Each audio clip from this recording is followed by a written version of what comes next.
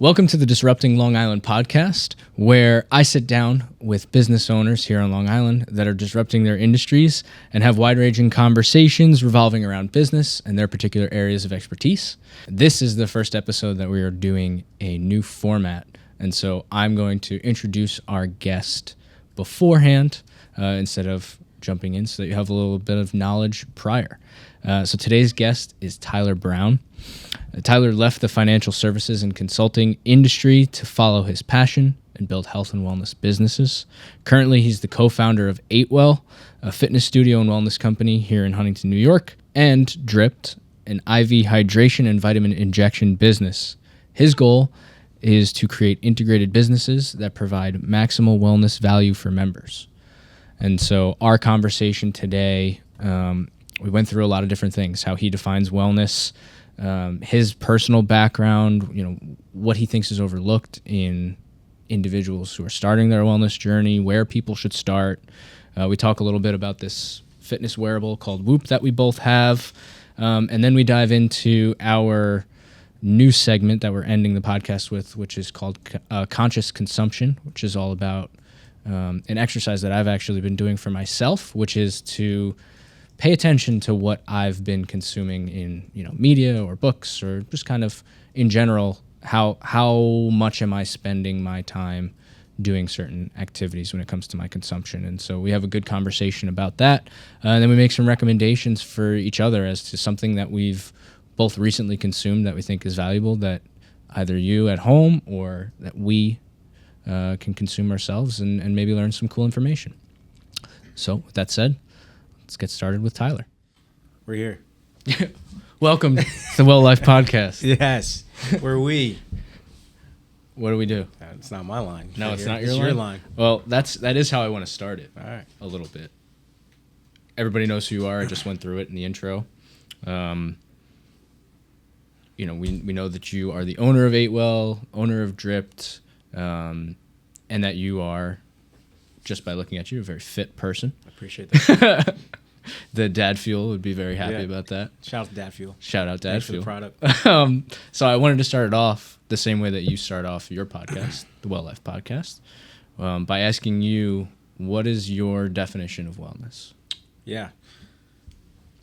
For me, wellness is the active pursuit of overall well-being. So it's never static, ever changing, goes with you and your lifestyle and the things that are happening with your life, and it requires you to check in with yourself, requires you to have an understanding of where you are at your current standing of time, and to take a introspective look at what's going on. So in the 8 dimensions of wellness that we've defined, you want to think about yourself looking at your physical dimensions, looking at your mental, and ensuring that you're taking care of all these different areas. If you're not, put something in place to take care of them, to ensure nothing gets out of whack. That's how I look at wellness. And then, if I'm taking care of all these things, I should be in a good place at the end of that. The result should be that I'm in a place that is de-stressed and me having the ability and freedom to do the things that I enjoy without holding on to a lot of stress and anxiety. So can we go into how you do that? Because it all sounds great. Yeah. But I am trying to figure out in my head, like, what does that look like? What does being nimble look like to you? And what is maybe some things that you've put in place for yourself? Yeah. That like people who are watching or maybe listening could go, oh, I see how I can apply that in my life, or I see how I can check in with myself and make an adaptation to a plan or something. I think the easy way to do it is to almost work backwards. So think about yourself in your most stressed, anxious state and what got you there. I invited Tyler Brown to be on a podcast, yeah, and now I have to exactly. host Now it. I'm here. Yeah. So if I think about myself in that state, whenever I get there, what are the things that are happening in my life that are getting me to my most anxious, to my most stressed state, and work backwards from there. So then that's just the top level. Okay, so I know for me personally, I'm not a very anxious person, But if I become anxious, it's probably because I had a workout scheduled and I didn't get to do it. So I know for me, I need to have movement throughout my day, or at least I need to have my planned movement happen for me throughout the week.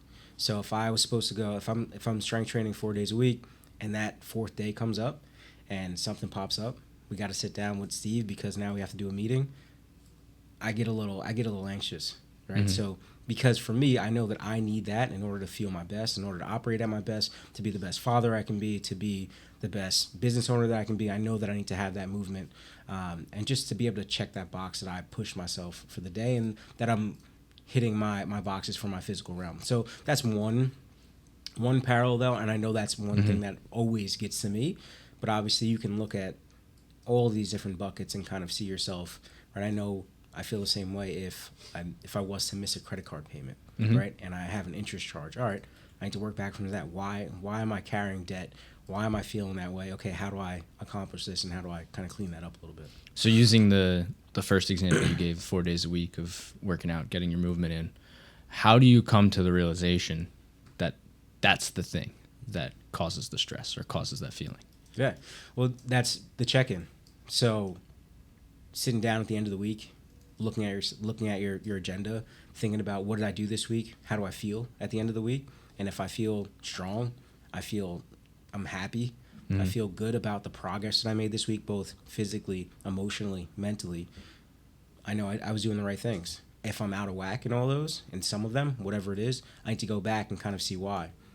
Maybe I hit my workouts, but they didn't feel good because I'm sick. I don't know. There might be something there, but giving yourself an opportunity to sit down for 30 minutes and check in with yourself from a work standpoint. I even like to do what people kind of call just like a brain dump, right? And that's going to be from a work standpoint, from a goal standpoint. I just kind of sit down with some paper, and anything that I'm working on, anything I feel like I need to accomplish for the week, on Fridays I kind of just put it down on paper. Did I accomplish it? Did I not?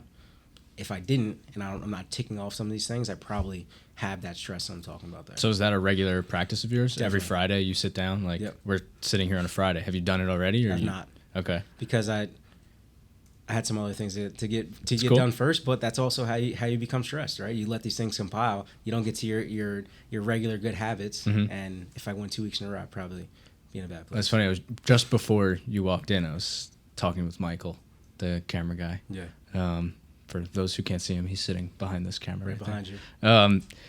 And we were talking about, like, at what point do habits become counterproductive or inhibitive of you being able to do the thing. So, like, if you, in this example, were stressed because you weren't able to sit down and dump your brain, do something that's supposed to be positive for you, right? Then it's like, then that habit you have to be flexible in it, or it can become counterproductive for sure, causes stress. So and I think also that's a part of what are your habits. So if my habits are positive from whatever I've defined to be positive in my life, if my habits are processes in my life that get me to what I need to be achieving an overall well-being, to be in a good place, I'm going to say I'll take the risk of them being counterproductive at some standpoint. But if they're negative, then right, you're biting your nails, you're smoking cigarettes, right? Then you're on a bad side of that. But I agree. Yeah, you're almost giving yourself stress by trying to do something that's positive. Yeah, I use the example of like a morning routine, where it's like I love to wake up. Personally, I'll wake up at 5:30, 6 o'clock, so that I have that extra half hour in the morning to just kind of do nothing and have my cup of coffee and relax, and not have to worry like, okay, I gotta jump out of bed and get to work. Some mornings, though, I jump out of bed and I get to work.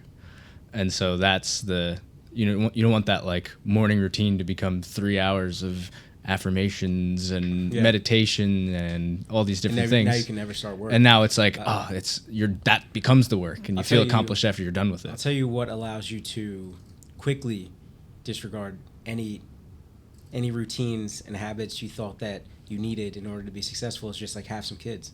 Right, they take all that time away. So you need an hour in the morning, you don't have it. Right, you need an hour in the afternoon, you don't have it. So you got to figure it out and make that period a little bit shorter. So that's Tyler's overall advice for wellness. Yeah, have some kids, and you'll be able to shorten that window up a little bit.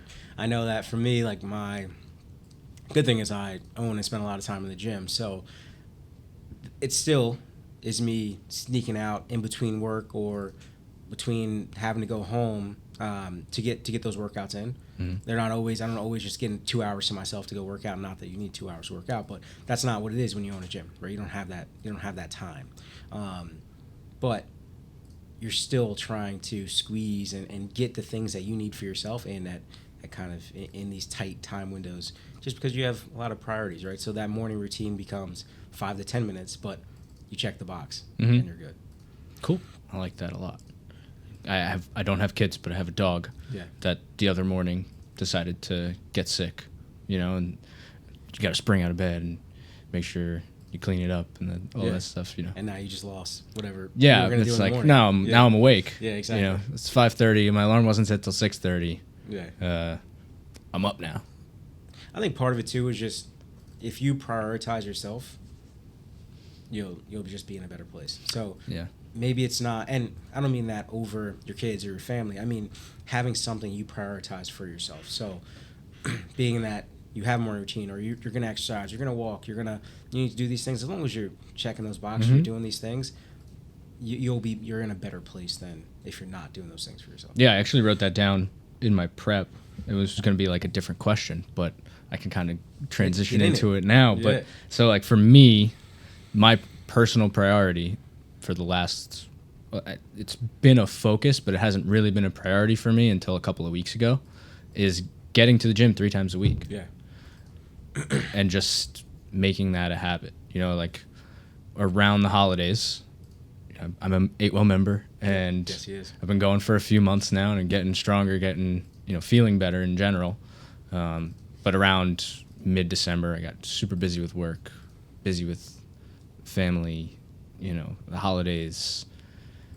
I got sick, it was just like there were a couple of weeks where I went once a week or twice a week, and I was like, I'm not getting the results that I want in the gym. And I came back to the gym and I felt like a newborn child again. Keeping out. Yeah, yeah, it's definitely.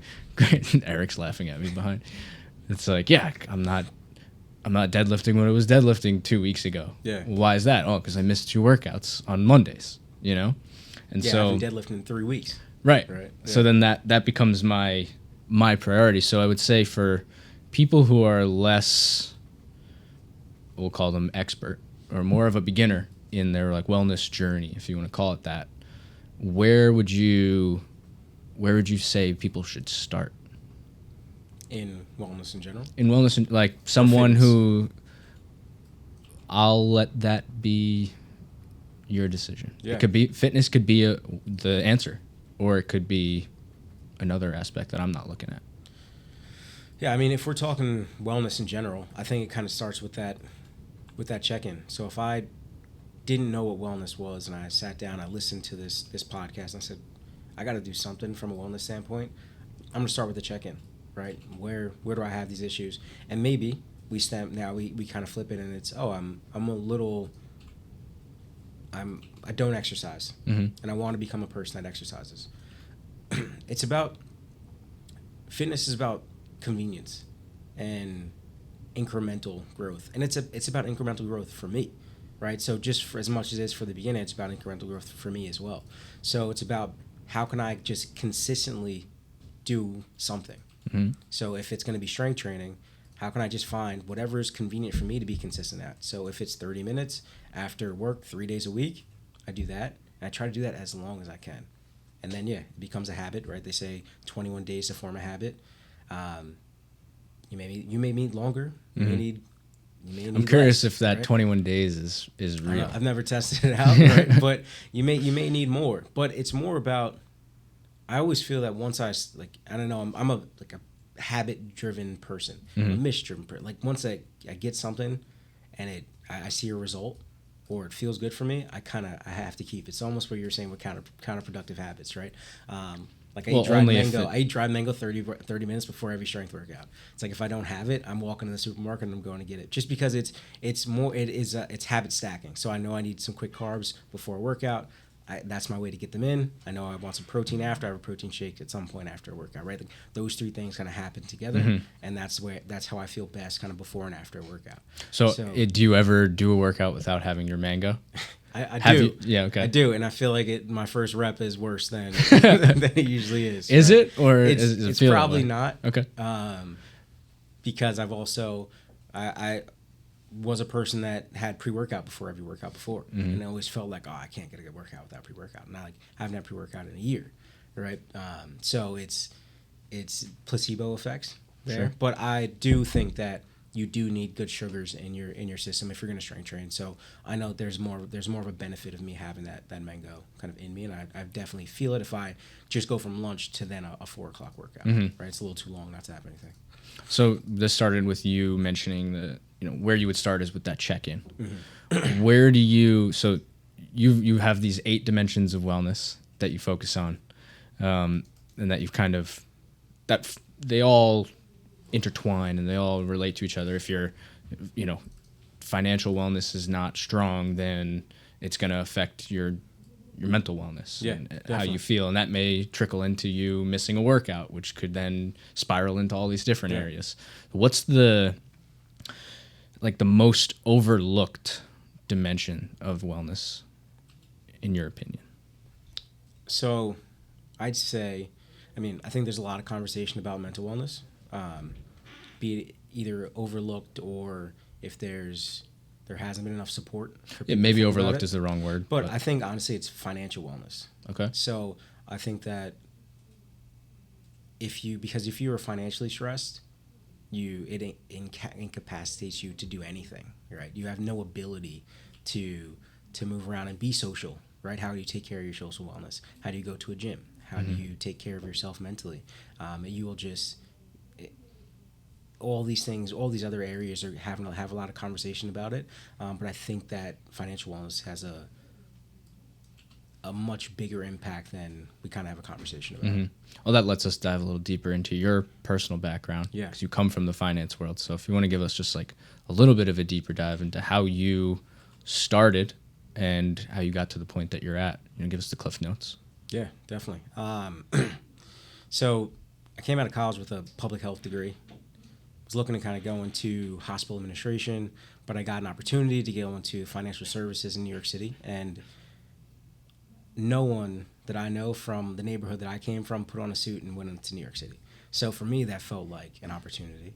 So I took that and moved into the city a few months after that, and that role was really working within an advisor firm to consult corporations on kind of where they spend their money on healthcare, where they spend their money on insurance, and then that formed into me taking an opportunity on the retirement plan consulting side. So I worked again with corporations, CFOs, CEOs, consulting on how they held their investments in their 401k plans, what their fiduciary liability was. But sitting down at the table with executives of a company and consulting them on how they're spending their money, and how they can best alleviate some of the stress that they have on from a financial standpoint.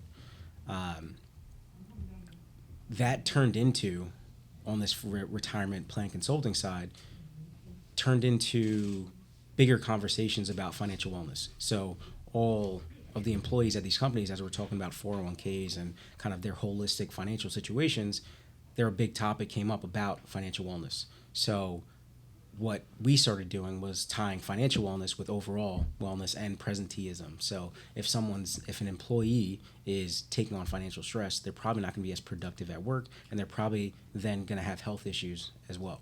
So this very much so intertwined. How do you get from financial stress to health issues? Well, what it showed was that they're probably not taking care of themselves. So if I'm spending a bunch of time just thinking about, and if if I'm just spending a bunch of time thinking about my financial stress, I probably don't have enough time to go to doctors for my preventive checkups, to think about what's going on kind of from a health standpoint for myself. Also, if I'm having financial stress, I probably don't have the money to maybe go for a checkup or go to urgent care or go take care of something else that may be a problem, and those things then turn into chronic illness, and those things kind of run the gamut of issues at that point in time. So the conversation became, as we're talking about overall health and wellness for these employee bases, I saw a big crossover between. So at this time, I was doing consulting for companies, talking about these things, but then also I was a personal trainer and kind of writing some programs and having conversations with people about their wellness, about other factors that were happening in their lives. Because as a trainer, you would see that this becomes a very almost psychological conversation as well, because other factors kind of come into play outside of your physical wellness as you're training someone. So they may be talking about their partner, they may be talking about what's happening to them at work. Maybe they're not getting a raise they were looking for. Maybe they're getting fired, right? And a lot of these sessions kind of turn into tears, because you're getting someone working, you're getting someone opening up about what's happening in their life, and you're there providing support as well. So I saw this corporate dynamic of talking about financial wellness and talking about overall well-being, and then kind of it happening in my side hustle, right, from a personal training standpoint, and that kind of gave me the impetus and enough to say, hey, it's probably time to make a jump here and do this myself. So what is that the mission? Is that the goal here with 8Well? To tie all those things together? Definitely. So 8Well in itself, and it was born out of this thought of being able to provide more than just physical wellness. Mm-hmm. How do we give people the awareness and the resources to improve these other areas of their lives? Yeah. So I guess that's the titular question of the podcast, which is like, how are you disrupting Long Island? Is that the answer? It is. And I think for us, there are plenty of places you can go to sweat and to burn calories.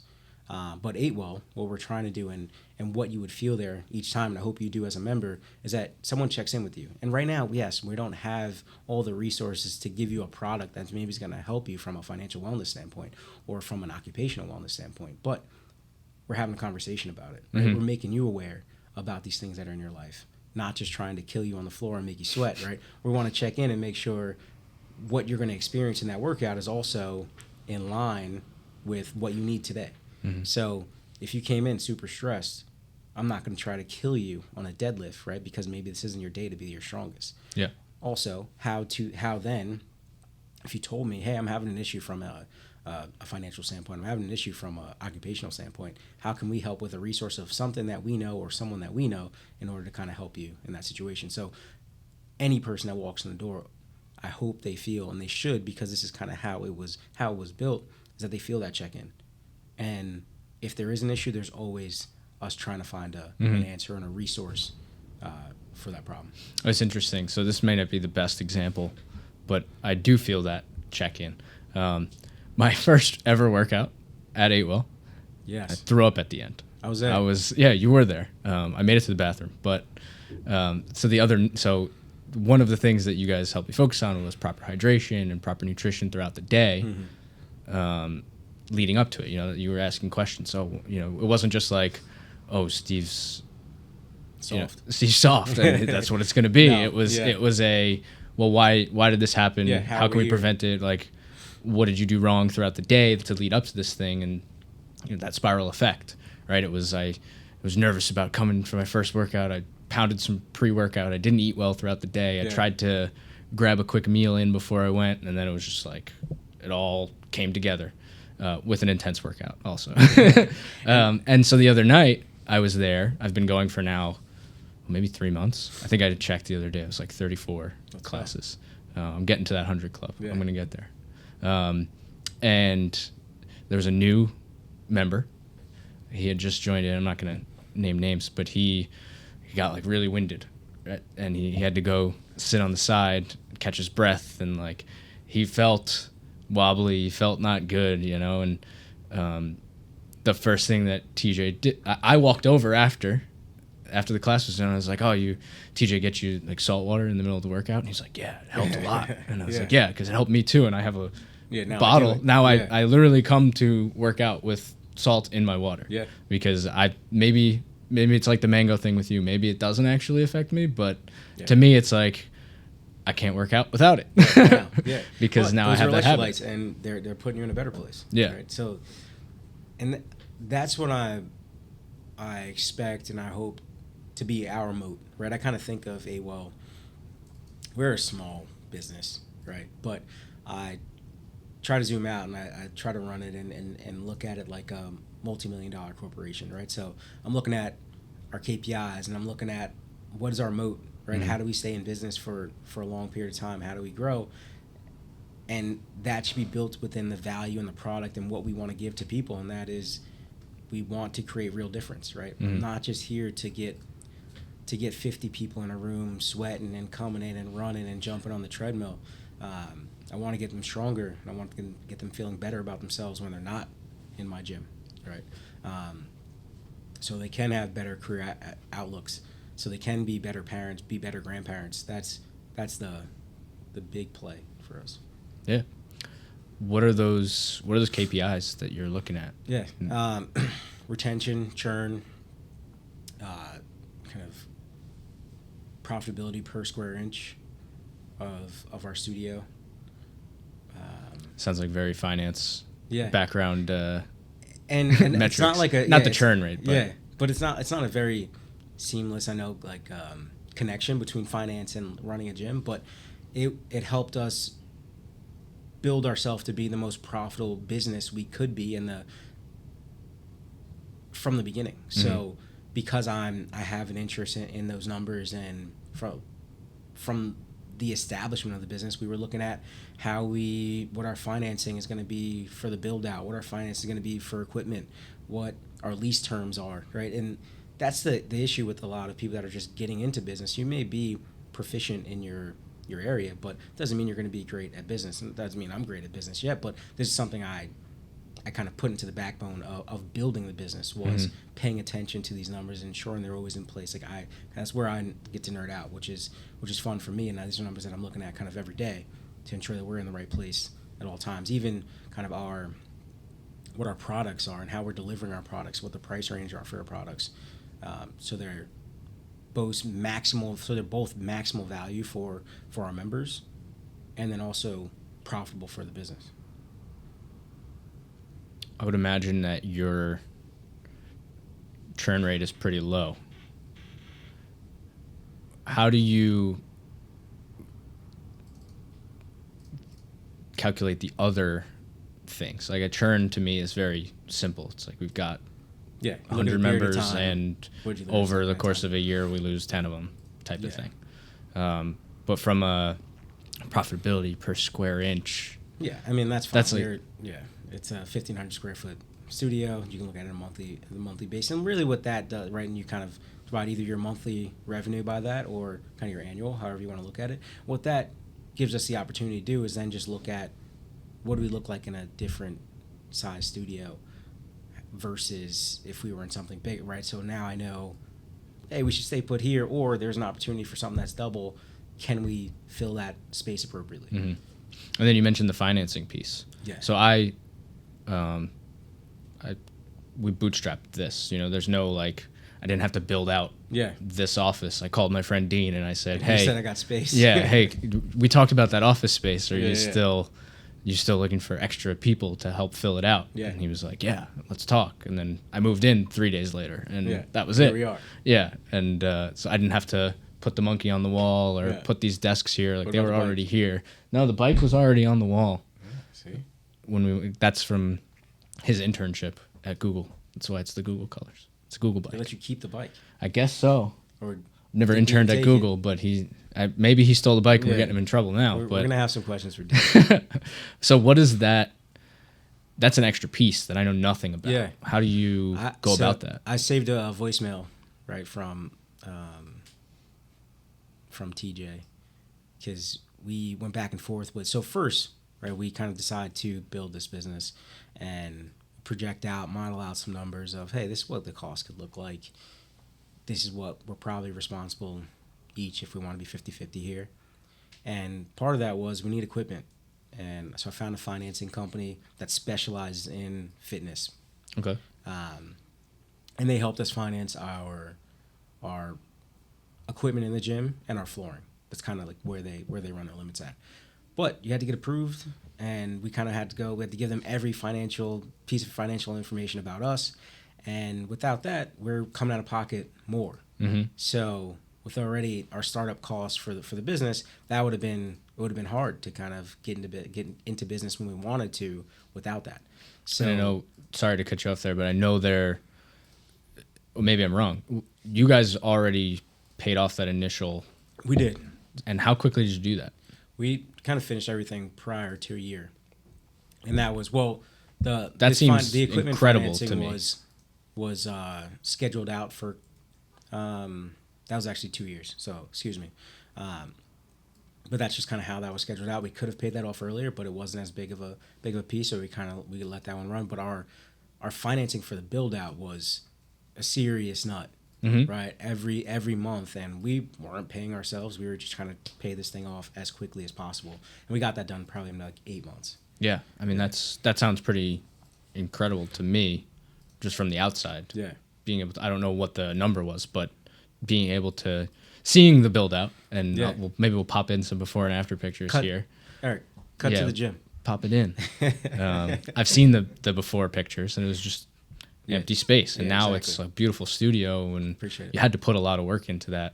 That seems like a crazy fast, I guess, turnaround to get that off your books and to have that paid off. Yeah, and that was a big part of it. Was how do we get profitable kind of immediately, and that was kind of getting this a huge piece of debt kind of off the book, and it was also how do we get profitable, also like how can I get TJ to kind of take some money home, right? Mm-hmm. How can I take a little money home? So when you're here spending 14 hours, like you can feel something, right? And you get to come back, and you can take his girlfriend out. You know? Yeah. No, that's I guess that's the problem that a lot of people are trying to solve for. So how can I get to profitability as quickly as possible? If there's because I know you guys eventually want to expand, and eventually I don't know if that's in a year, if that's in 10 years. But you eventually want to be that platform to allow people to take the same leap that you guys did. What would your advice be to, say a trainer who's been saving up a little bit and wants to get into this world, open up their own studio or open up an 8-well eventually? What's like the first steps that they have to, or the things that they have to pay attention to on the financial side? Say first, understand where's your business going to come from.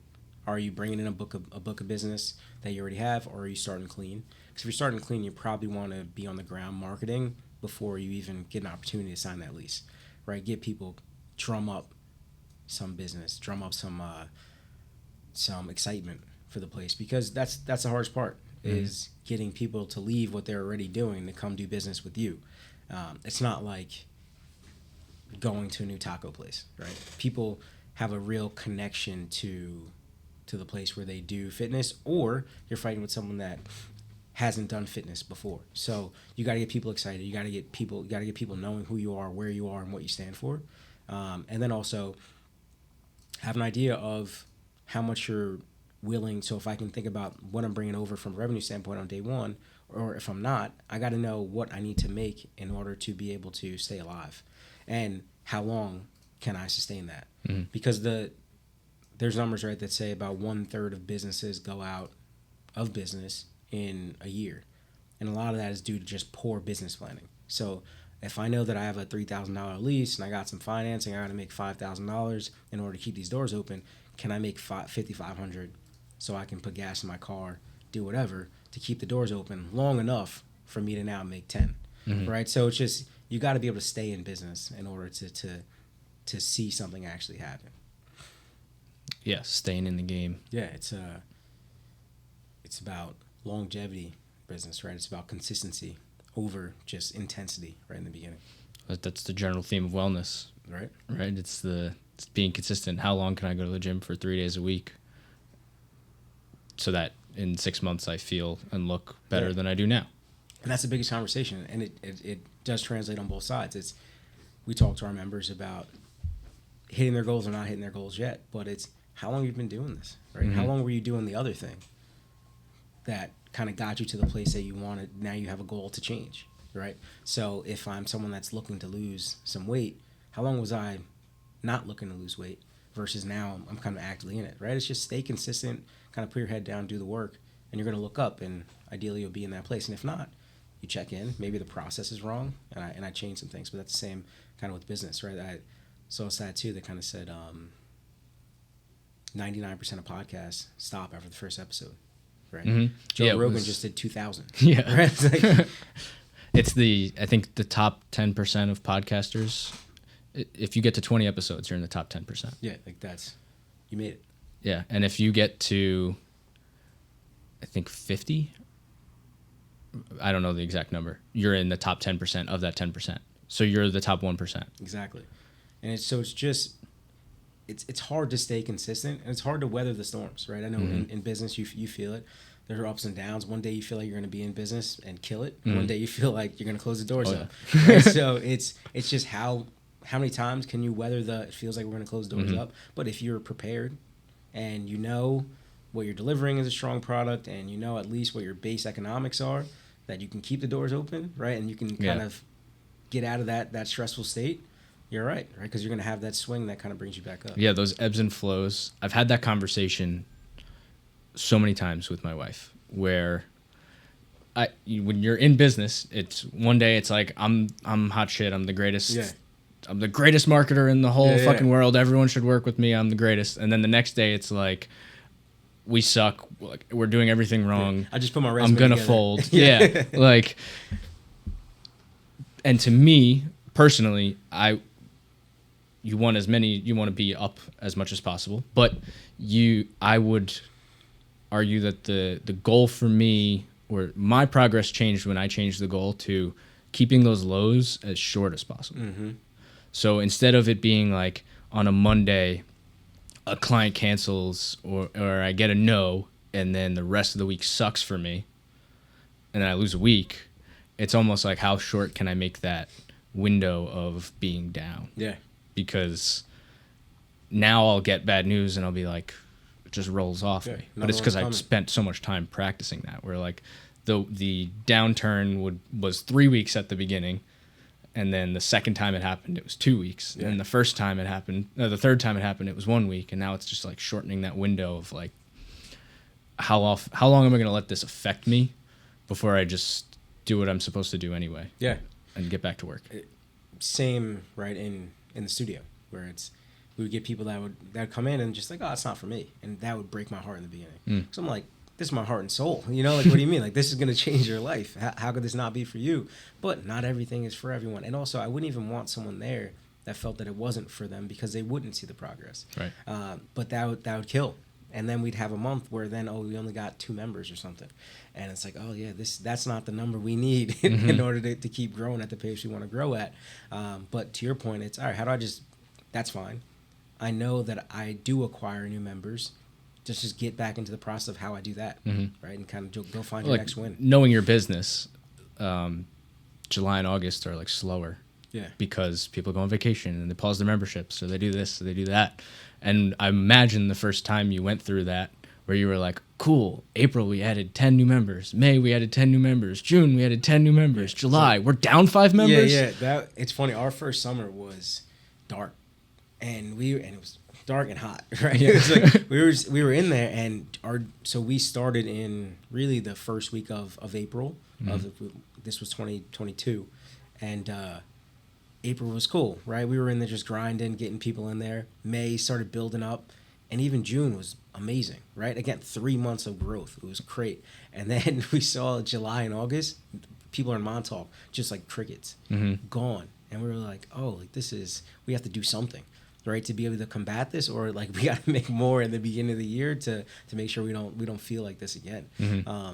So yeah, that was a tough time. So did that change? So that was 2022. In 2023, how does that change for you? Yeah, so the patterns are similar, right? On Long Island, people just don't want to be in the middle of Long Island, right, during for the bulks of the weeks, kind of when you're here. So, and you're in a higher income area, like you're in Huntington. A lot of your members come from higher income families. Places where they have the income to go travel during the summers when their kids are off from school. So it was, how do we get a new base in of people? Maybe some younger people, get them in with deals during the summer.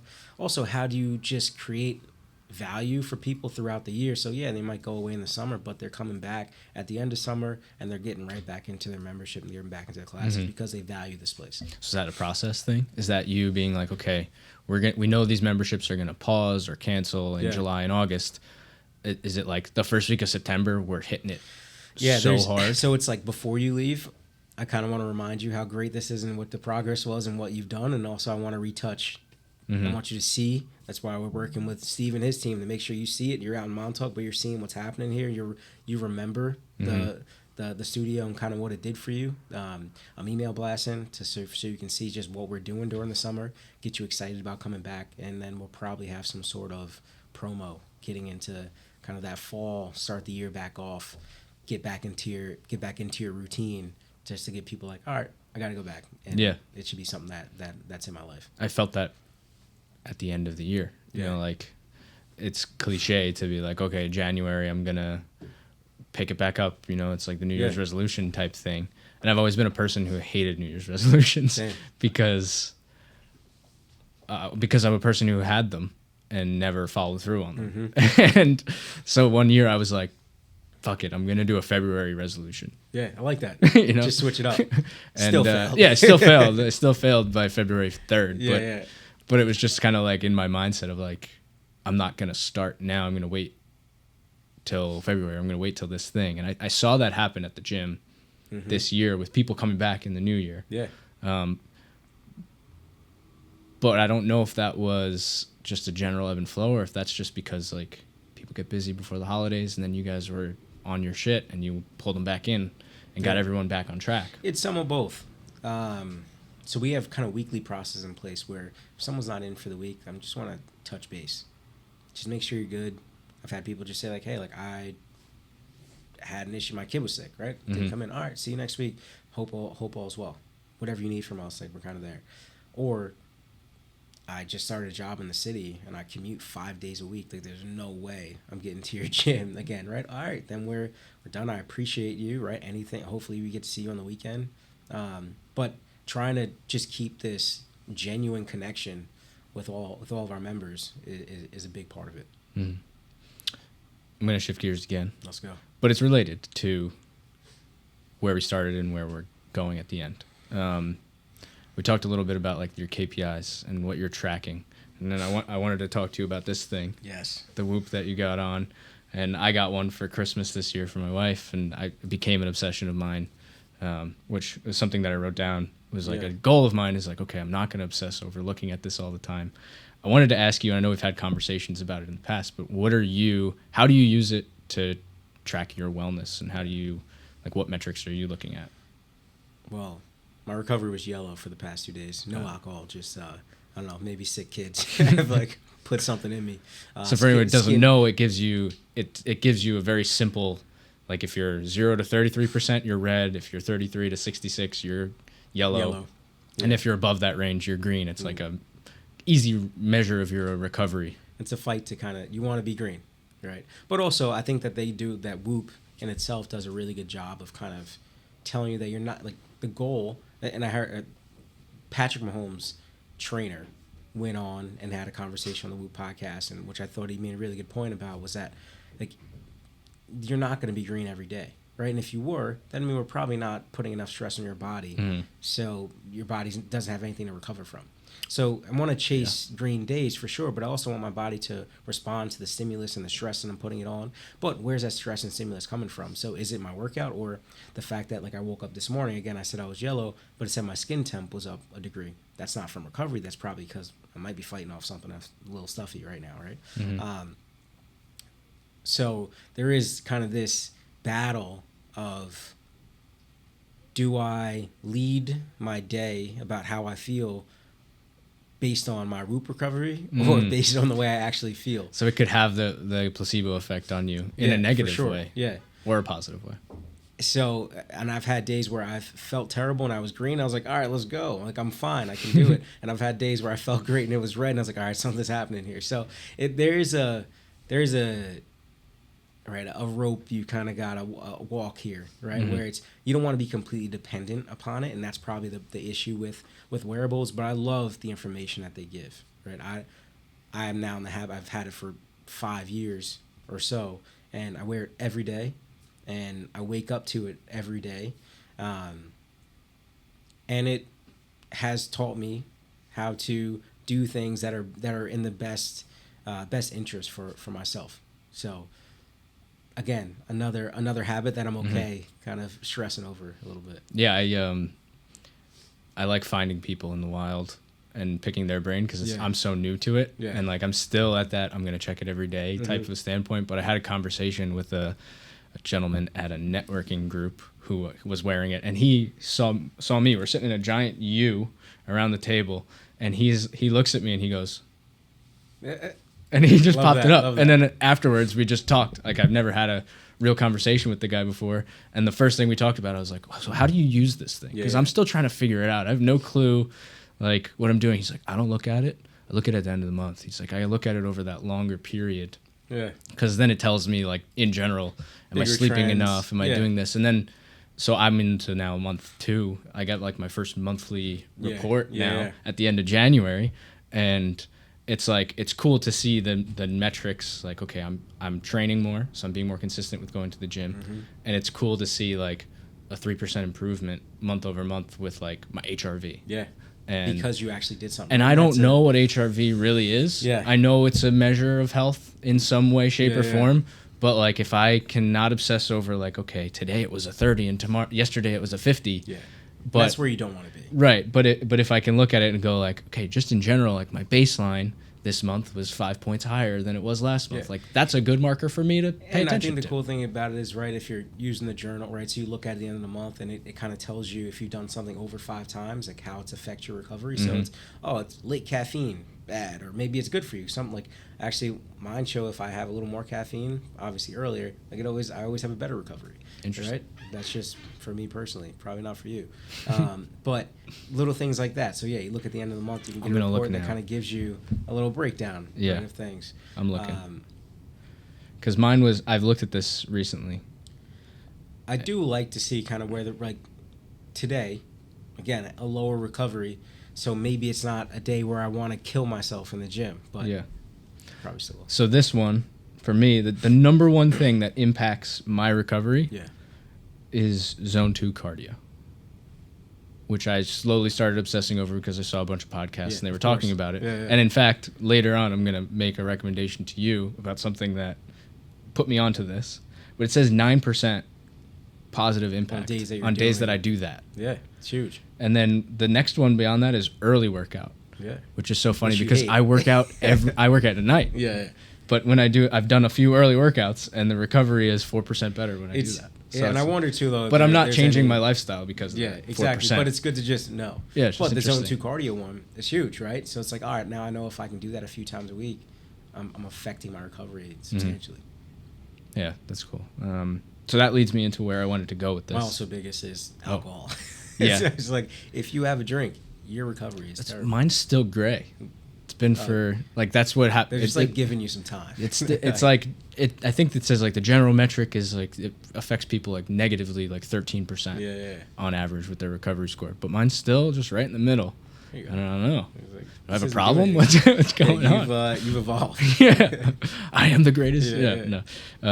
Where I wanted to go with this is into how I want to end these podcasts now that have changed kind of like the format of how I'm running it, which is this segment that I'm calling conscious consumption. And it started as an exercise for myself this year, where I'm just trying to be more cognizant of what I'm consuming, whether it's social media, Netflix, the news, podcasts, and reading books and stuff. And so I gave you a heads up on this segment too. And I didn't fully prepare. That's fine. I wanted to get a recommendation from you on something, or it doesn't have to be for me in particular, for the audience, of something that you recently consumed. Could be a book, could be a song, something that you listen to a bunch on Spotify because you feel better in your workouts when you listen to it. That has affected you in a positive way in the last, in recent memory. Yeah. So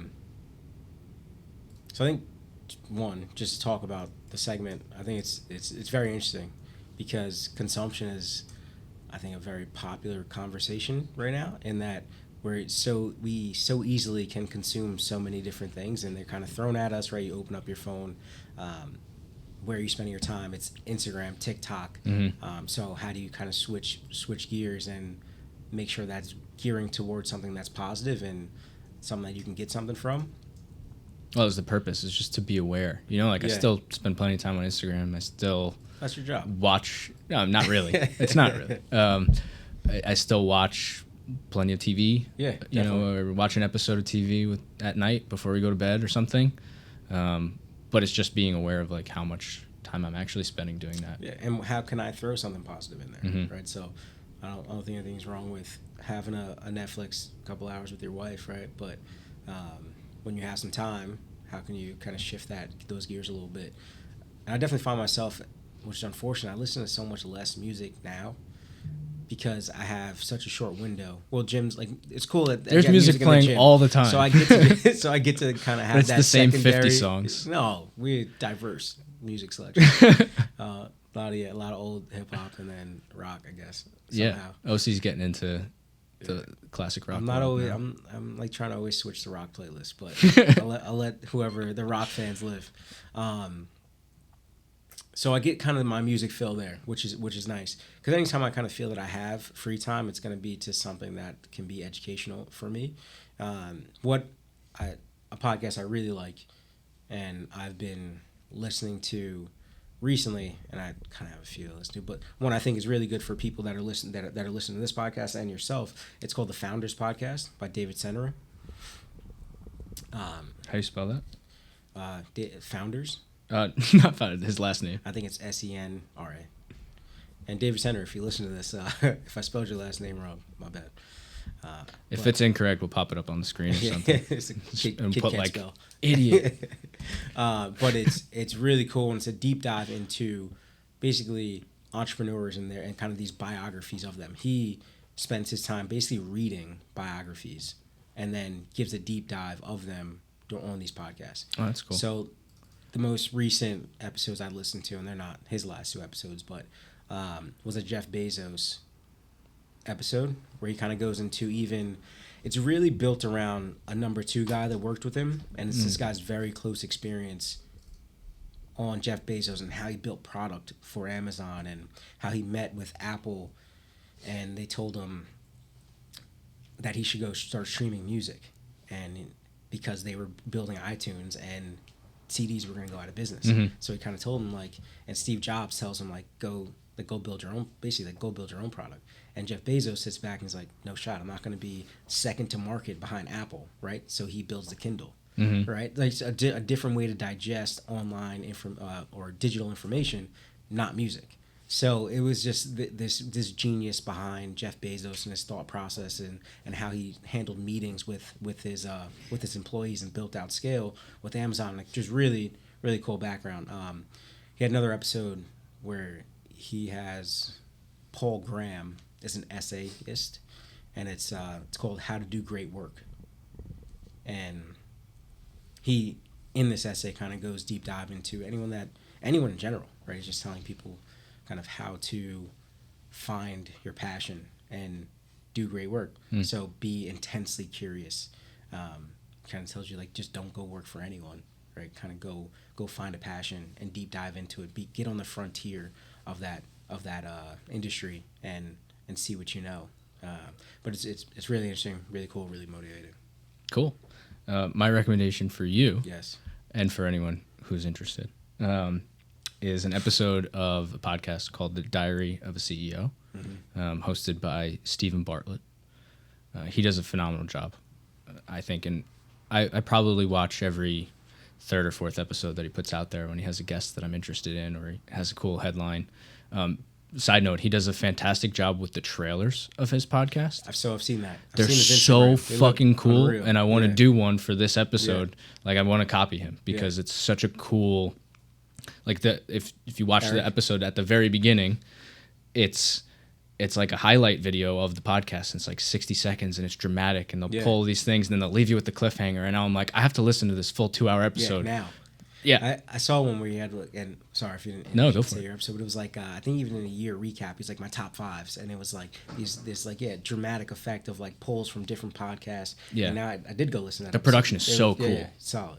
And so the episode was with Kristen Holmes, who's the VP of Performance Science at Whoop. Yeah. Which is why I wanted to talk about that. And they talk about a bunch of different things like sleep improvement, HRV training, the power of positivity, and what is the other one that I wrote down here? Sedentary behavior, and like how often you should just move around if you're working, or if like we're sitting here in this podcast, they would probably be like, okay, it's time to get up now. We got to go walk for 10 minutes or something just to get the blood pumping. But she actually answered a lot of the questions that I asked you in that podcast, which was like the overlooked stuff, or like if you were to start right now, what should you put your attention on? And it was heavily focused around sleep. Yeah. And I learned a lot from it, and I learned a lot about the Zone 2 cardio as well, and like certain protocols that they follow and that they recommend for just general wellness and cardiovascular health. So that was a really, really cool episode, and I would recommend anyone who's interested in learning about their wellness listen to that one. Yeah, appreciate that. I listened to a bunch with Kristen Holmes, not that episode. But the Whoop podcast, you mentioned it earlier, and I was like, damn. Like he already knows all about her. But yes, it's. I think his interview style is really great. Yeah. Like I definitely emulate a little bit of what he's done, and I want to obviously pull from a lot of the greats in doing good interviews and pulling good information out that is actually useful for people. We're not just sitting here feeling good about ourselves after this, but I want someone to get some useful information out of this. How do we create valuable podcasts, right? Like it's got to have something digestible and something that people can actually pull from. So I think you did a great job. Cool. Thank you. I guess we'll leave it off with how can people find you, get in touch with you, learn more information about you and your podcast and everything that's going on in the world of Tyler Brown and 8Well. Yeah. A few different places. So personally, Tyler A. BRWN on Instagram, but love for people to check out 8well.life on Instagram, the Well Life Podcast on Instagram, Dripp'd IV on Instagram. Great place to kind of find out more things, health and wellness, and kind of what we're doing in the studio. Cool. Yeah, we didn't really talk too much about your podcast or about Dripp'd at all, which is the new business venture. So maybe we'll have to do a follow-up. Yeah, let's go. All right, man. Well, I appreciate you coming on. Appreciate you. Thanks for giving all the information that you've given, and thanks for helping me personally through my wellness journey. It's been great having you guys bugging me for 6 months before joining to get me in and not give up on me and make me do this. And I feel a hell of a lot better for having started. Love to hear that. Look at him 6 months ago. We're in season 1 of these podcasts. He looks so much better now. That's true. I look so much better. Thanks, man. Thank you. Cool.